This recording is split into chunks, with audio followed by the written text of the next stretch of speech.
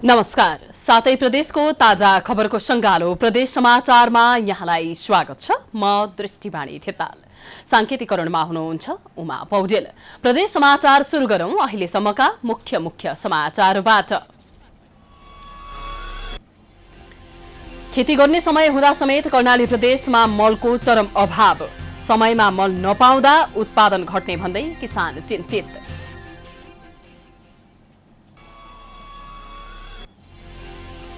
झापामा श्रृङ्खलाबद्ध रूपमा चोरीका घटनामा संलग्न गिरोह पक्राउ। विभिन्न स्थानबाट 12वटा चोरीका मोटरसाइकल बरामद। थप अनुसन्धान जारी। बाँकीको राप्ती सोनारी गाउँपालिकामा गैरकानूनी रूपमा नदीजन्य वस्तुको तस्करी। प्रशासन मौन। समाचार संकलनमा गएका सञ्चारकर्मीमाथि समेत दुर्व्यवहार। र वर्षेनी हुने बाढीको जोखिम कम गर्न सप्तरीमा सरकारवाला निकायको चासो। यस वर्ष विगतको तुलनामा भारी वर्षा हुने र जनधनको बढी क्षति हुने भन्दै सतर्कता अपनाउन सुझाव। आजको प्रदेश समाचार सुरु गरौं कर्णाली प्रदेशमा समयमा मल नपाउँदा किसान समस्यामा परेको सम्बन्धी समाचारबाट। खेती गर्ने समय हुँदा समेत कर्णाली प्रदेशमा मल नपुग्दा किसान समस्यामा परेका छन्। किसानले धानको बिउ छर्ने समय हुँदा समेत मल नपाउँदा किसान चिन्तित भएका हुन्। गत मङ्सिरमा कर्णालीका लागि आएको युरिया मल चैत्रमा सकिएपछि मल पाइने आशामा कृषि सामग्री कम्पनी पुगेका किसान निराश भएर फर्किएका छन्। एक रिपोर्ट। मानो रोपेर मुरी फलाउने सिजन सुरु भइसकेको कर्णाली प्रदेशमा रासायनिक मलको अभाव भएको छ। कृषि सामग्री कम्पनी लिमिटेड प्रादेशिक कार्यालय सुर्खेतमा अहिले 150 टन डिएपी र 10 टन पोटास मल मात्रै मौजदात छ। तर युरिया मल राख्ने गोदाम भने रित्तै छ। गत वर्ष मङ्सिरमा 894 टन आएको युरिया मल चैतमै सकिएको हो। कर्णालीका केही जिल्लाहरूमा धान रोप्न सुरु गरिएको छ भने केही जिल्लाहरूमा कृषकहरू धानको बिउ राख्न व्यस्त छन्। समयमै मल नपाउँदा कृषकहरूले उत्पादनमा ह्रास आउने भन्दै चिन्ता व्यक्त गरेका छन्। हामीले पाउने यहीँबाट हो। अब सरकारले यहाँ मल उपलब्ध गराइदिएपछि हामीले यहाँ मल पाउँछौँ। युरिया हामी पाएनौँ अहिले। के सरकारले यहाँ यस अफिसमा मल उपलब्ध गराइदिएपछि हामीले पाउँछौँ। अथवा हामी पाउन सक्दैनौँ। अब उहाँ किसानहरूले पनि चाहिरहेका हुन्छन्, हामीले मल पाएनौँ। खेतपात लगाउने भयो, सिजन भयो। कृषकहरू अहिले सेयर सदस्य 216 जना छ। तर मल दिनुपर्ने पुरै वडा लाग्यो। कर्णालीका हुम्ला, डोल्पा, जुम्ला, कालीकोट र मुगु जिल्लामा रासायनिक मल प्रयोगमा रोक लगाइएको छ। तर सुर्खेत, दैलेख, सल्यान, जाजरकोट र रुकुमपश्चिमका कृषकहरूले मात्रै रासायनिक मलको प्रयोग गर्दै आएका छन्। यी जिल्लामा पोटास र डिएपी भन्दा पनि युरिया मल बढी खपत हुने गरेको छ। सल्यान र रुकुमपश्चिम दाङ तथा बाँकी 3 जिल्लामा सुर्खेतबाट मल आपूर्ति हुने गरेको छ। कृषकहरूले दिनहु युरिया मल कहिले आउँछ भन्दै सोध्ने गरेको कार्यालयले जनाएको छ। अहिले चाहिने आवश्यकता भनेको डिएपी मलको हो, डिएपी र पोटास मलको। अब युरिया मल चाहिने बेलामा सायद आइपुग्छ कि।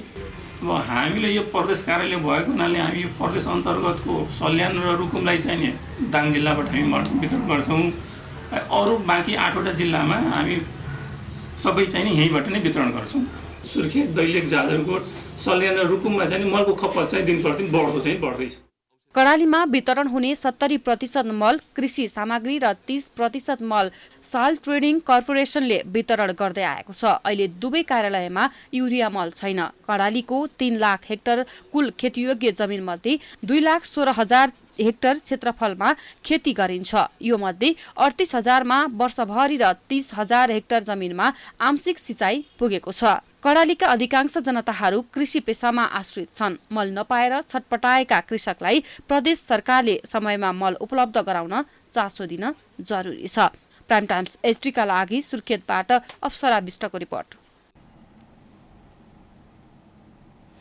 अब लागौं झापामा चोरीका घटनामा संलग्न गिरोहलाई प्रहरीले पक्राउ गरी सार्वजनिक गरेको सम्बन्धी समाचारतर्फ। झापामा श्रृङ्खलाबद्ध रूपमा चोरीका घटनामा संलग्न गिरोहलाई प्रहरीले पक्राउ गरी सार्वजनिक गरेको छ। लामो समयदेखि मोटरसाइकल तथा अन्य सामग्री चोरी गरी बिक्री वितरण गर्दै आएको 8 जनालाई प्रहरीले पक्राउ गरेको हो। पछिल्लो पटक चोरीमा संलग्न गिरोहले चोरी गरेको मोटरसाइकल ग्यारेजमा लगेको अवस्थामा पक्राउ परेका हुन्। चोरीमा संलग्न व्यक्तिसँगै चोरिएका 12वटा मोटरसाइकल सहित उनीहरूलाई सार्वजनिक गरिएको छ। पक्राउ पर्नेमा बिर्तामोडका 18 वर्षीय करण मण्डल, 19 वर्षीय कुमार राजवंशी, अर्जुन धाराका 18 वर्षीय समीर मिया, सप्तरीका 27 वर्षीय करण महमद, गौरीगञ्जका 18 वर्षीय ओम प्रकाश यादव, इलामको चुलाचुलेका 18 वर्षीय राहुल श्रेष्ठ र 14 र 15 वर्षका झापाका 2 जना नाबालक पक्राउ परेका छन्। पक्राउ परेकाहरूमध्ये केही पहिला पनि आपराधिक गतिविधिमा संलग्न भएको बताइएको छ। गिरोहले केही समयमै बाइकको ताला तोडेर चोर्ने गरेको अनुसन्धानले देखाएको छ। एकदम छोटो समयमै नै त्यसलाई चाहिँ लकहरू तोडेर र डाइरेक्ट चाहिँ तारहरूलाई डाइरेक्ट जोडेर स्टार्ट गरेर छोटो समयमा नै यिनीहरूले लान सक्दो रहेछ र हाम्रो त्यो लक सिस्टम पनि बाइकहरूको लक सिस्टम पनि भाँच्नलाई सजिलो हुँदो रहेछ। चोरिएका अधिकांश बाइकहरू अर्जुनधारा 8 कदमगाछी र अर्जुनधारा 10 करण महम्मदले सञ्चालन गरेको ग्यारेजबाट बरामद गरेको प्रहरीले जनाएको छ। ग्यारेज सञ्चालक महम्मदको योजनामा बाइक चोरी हुने गरेको भन्दै प्रहरीले सूक्ष्म अनुसन्धान थालेको जनाएको छ।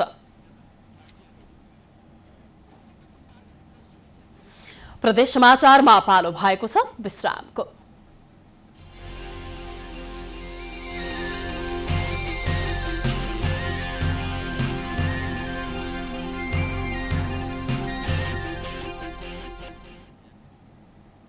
विश्रामपछि स्वागत छ। प्रदेश समाचारमा अब लागौं बाँकेको राप्ती सोनारी गाउँपालिकामा गैरकानूनी रूपमा नदीजन्य वस्तुको तस्करी हुने गरेको सम्बन्धी समाचारतर्फ।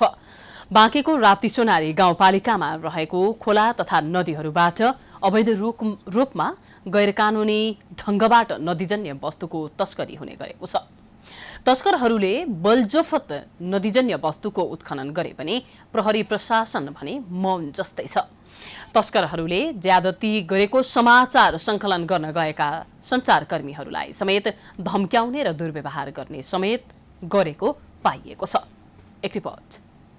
तस्करहरूले राप्ती सोनारी गाउँपालिकाका विभिन्न खोला तथा नदीहरूबाट गैरकानूनी रूपमा नदीजन्य वस्तुहरू उत्खनन गर्ने गरेका छन्। स्थानीय सरकार तथा प्रहरी प्रशासनले पटक पटक सूचना जारी गर्दा समेत नटेरी बलजफत उत्खनन गरेको स्थानीयको गुनासो छ। वडा नम्बर 6 कार्यालयका अनुसार उत्खननमा प्रयोग भएका सवारी साधन पक्राउ गरे पनि बिना कुनै कारबाही प्रहरले छोड्ने गरेको छ। उत्खननको क्रममा भे1 क 437 र भे1 क 1722 नम्बरको जेसीबी तथा भे1 क 1723 नम्बरको एक्जाभेटर र भे1 ख 3594 नम्बरको टिप्परलाई नियन्त्रणमा लिएको थियो। तर अस्थायी प्रहरी पोस्ट फतेपुर राप्ती सोनारी 6 मेहमानपुर बाँकेले कुनै कारबाही नगरी छाडेको स्थानीयको आरोप छ। तस्करीमा संलग्न टिप्परलाई बिना कारबाही छोडिएपछि राप्ती सोनारीका जनप्रतिनिधिले विरोध जनाएका छन्। गाउँपालिका अध्यक्षज्यूलाई पनि खबर गरे, उहाँ आउनुभयो, उहाँलाई चाबी दिए। चाबी दिइसकेपछि उहाँले चाबी सही हिसाबलाई दिनुभयो। त्यो सही हिसाबले फेरि दुईटै चाबी जिसिबी धनीहरूलाई दिएर आफ्नो आफ्नो घरमा गएछ। जिसिबी कार्यपालिकाको बैठकमा व्यस्त भएँ। बेलुका आउँदै गर्दा जिसिबी अनि मैले प्रशासकीय अधीक्षक साहबलाई फोन गरेँ। प्रशासकीय अधीक्षक साहबले तुरन्त हाम्रो गाउँपालिका अध्यक्षज्यूलाई फोन गर्नुभएछ, उहाँले फोन गर्नुभएछ। साथै रिपोर्टिङ गर्न गएका पत्रकारहरूमाथि समेत तस्करहरूले हातपात गर्नुका साथै दुर्व्यवहार समेत गरेका छन्। छायाङ्कनको क्रममा प्राइम टाइम्स टेलिभिजनका बाँके संवाददाता रविन्द्र घिमिरेको क्यामेरा खोसेर दुर्व्यवहार गरेका थिए। पत्रकारमाथि हातपात हुँदा समेत प्रहरी प्रशासन भने मुख दर्शक भएको सञ्चारकर्मीको गुनासो छ। उत्खननको क्रममा रोकआउट गर्ने स्थानीयलाई तस्करहरूले विभिन्न समयमा धम्क्याउने समेत गरेका छन्। तस्करी गर्ने गिट्टी बालुवा गिट्टी होलाले मलाई पनि धगडपगड गरे। तस्करी त दिनरात भइराखेको छ। चोरी त दिनरात हुन्छ। यसो चाहिँ छेकमेक हेरेर अब यहीँकै चोर्ने पनि यहीँकै हुन्। त्यो भएर अब छेकमेक हेर्छन्, चोर्छन्। अब स्थानीय बासिन्दाले पनि अब के गरौन्, उनले भनेर पनि टेर्दैनन्।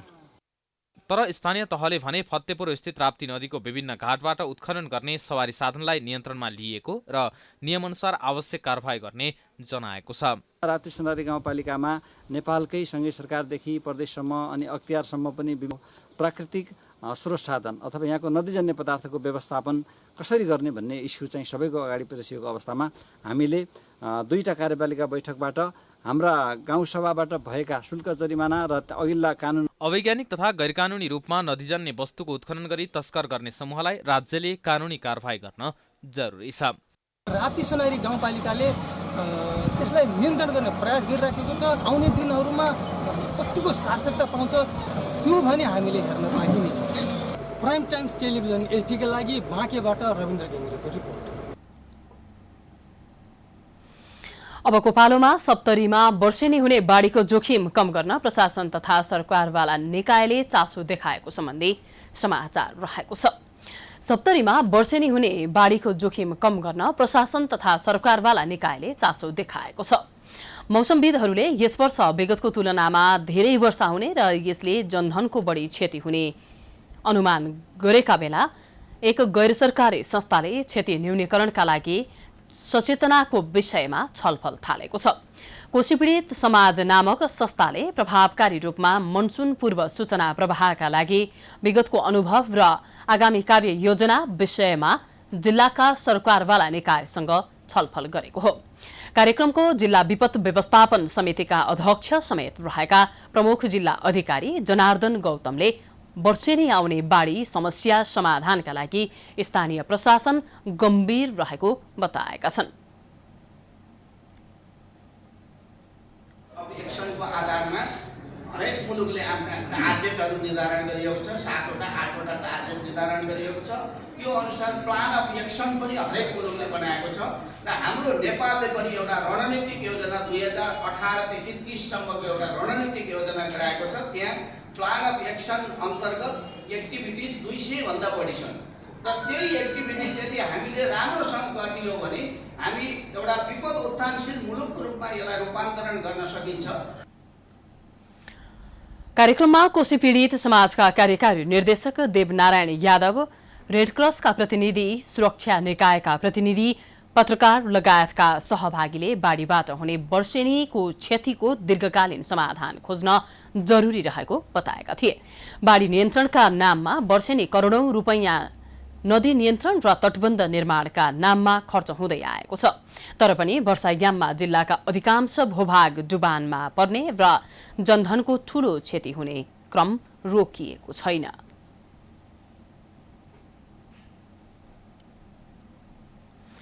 प्रदेश समाचारमा पुनः पालो भएको छ विश्रामको।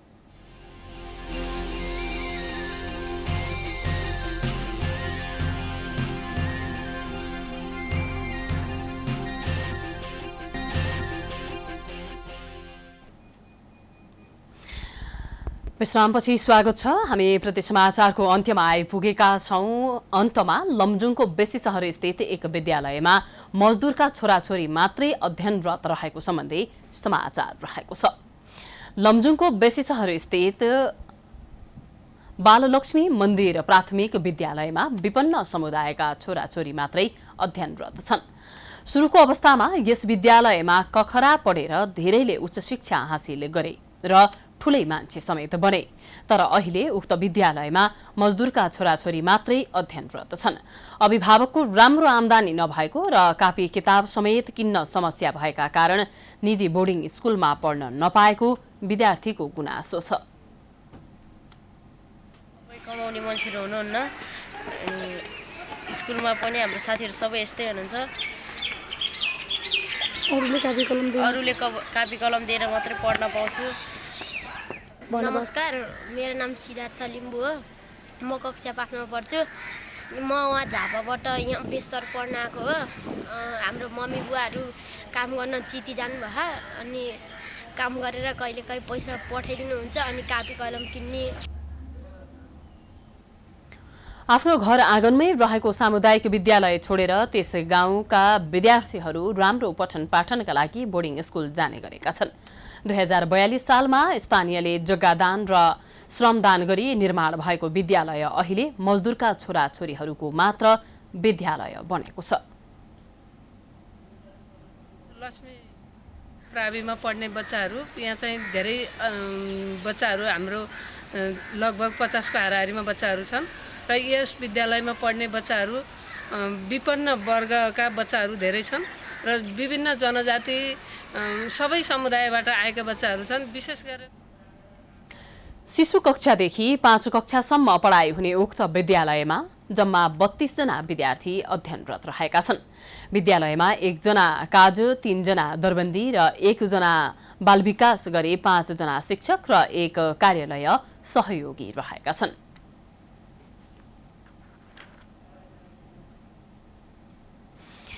हामी प्रदेश समाचारको अन्त्यमा आइपुगेका छौं। जाँदा जाँदै मुख्य समाचार पुनः एकपटक। खेती गर्ने समय हुँदा समेत कर्णाली प्रदेशमा मलको चरम अभाव, समयमा मल नपाउँदा उत्पादन घट्ने भन्दै किसान चिन्तित। झापामा श्रृङ्खलाबद्ध रूपमा चोरीका घटनामा संलग्न गिरोह पक्राउ, विभिन्न स्थानबाट 12वटा चोरीका मोटरसाइकल बरामद, थप अनुसन्धान जारी।